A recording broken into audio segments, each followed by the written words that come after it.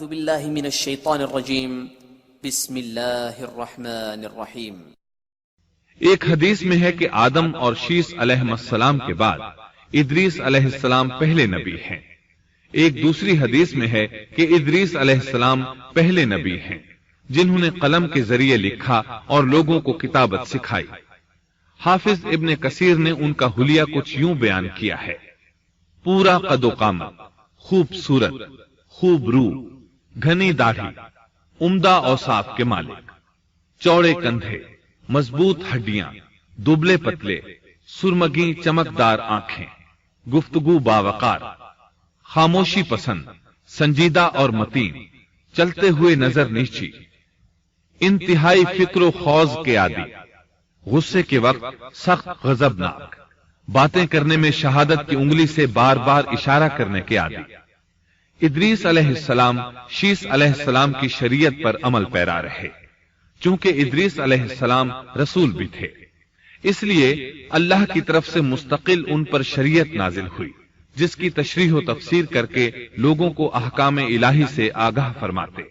ادریس علیہ السلام نے جب دیکھا کہ مفسدین ایمان والوں پر ظلم و زیادتی کر رہے ہیں، ان کا فساد بڑھتا جا رہا ہے اور سمجھانے کے باوجود یہ لوگ باز نہیں آ رہے، تو انہوں نے اپنے پیروکاروں کو جہاد کا حکم دیا۔ ادریس علیہ السلام پہلے شخص ہیں جنہوں نے اللہ کے راستے میں جہاد کیا، غنیمتیں حاصل کی اور دشمنوں کو قیدی بنایا، لیکن غنیمتیں اور قیدی ان کے لیے حلال نہیں تھے۔ رسول اللہ صلی اللہ علیہ وسلم پہلے رسول ہیں جن کے لیے غنیمتیں حلال کی گئیں، لیکن یہ بات یقینی ہے کہ جہاد سب سے پہلے ادریس علیہ السلام نے کیا۔ انہوں نے جہاد کے لیے سب سے پہلے ایک لشکر تیار کیا، پھر اس لشکر کو دو حصوں میں تقسیم کیا۔ ایک حصہ پیادوں پر مشتمل تھا، دوسرا سواروں پر۔ چنانچہ بھرپور تیاری کے بعد ادریس علیہ السلام نے قابیل کی قوم پر چڑھائی کر دی۔ حق و باطل کے درمیان زبردست مارکے ہوئے۔ آخرکار ادریس علیہ السلام نے انہیں گھٹنے ٹیکنے پر مجبور کر دیا۔ ان کا بہت سا مال و اسباب لوٹ لیا اور لوگوں کو قیدی بنا لیا۔ اللہ تعالیٰ نے ان تمام باتوں کا ذکر نہیں فرمایا، بلکہ اللہ نے ان کی سیرت کے بارے میں اپنی کتاب قرآن مجید میں اشارتاً ذکر فرمایا ہے۔ مثلا سورہ مریم آیات 56 اور 57 میں ارشاد ہوتا ہے: اور اس کتاب میں ادریس کا بھی ذکر کر، وہ بھی نیک کردار نبی تھے، ہم نے انہیں بلند مقام پر اٹھایا۔ ان کے بلند مرتبے کے بارے میں بخاری اور مسلم میں حدیث موجود ہے کہ نبی کریم صلی اللہ علیہ وسلم نے فرمایا: میں نے معراج کی رات چوتھے آسمان پر ادریس علیہ السلام سے ملاقات کی، وہ چوتھے آسمان پر بلند مقام پر فائز تھے۔ ابن جریر نے ایک روایت بیان کی ہے، وہ روایت اس بات کی وضاحت کرتی ہے کہ اللہ تعالیٰ کے ارشاد وَرَفَعْنَاهُ مَكَانًا عَلِيًّا سے کیا مراد ہے، اس کا کیا مفہوم ہے؟ ابن جریر کے علاوہ دیگر بڑے بڑے مفسرین اور مورخین نے بھی اس روایت کو ذکر کیا ہے، لیکن اس کی کوئی صحیح سند نہیں مل سکی۔ وہ روایت یہ ہے: ابن ابی حاتم وغیرہ نے اس روایت کو ہلال بن یسار سے بیان کیا ہے۔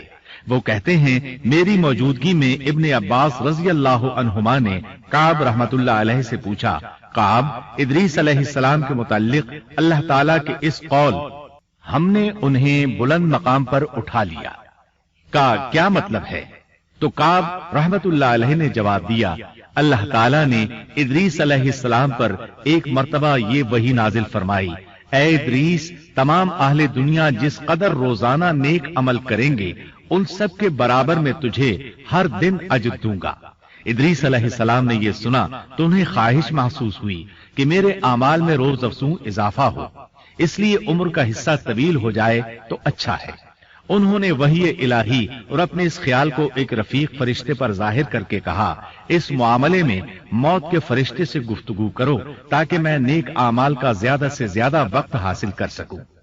اس فرشتے نے جب یہ سنا تو ادریس علیہ السلام کو اپنے بازوؤں پر بٹھا کر لے اڑا۔ جب یہ چوتھے آسمان سے گزر رہے تھے تو موت کا فرشتہ زمین پر آنے کے لیے اتر رہا تھا، وہیں دونوں کی ملاقات ہو گئی۔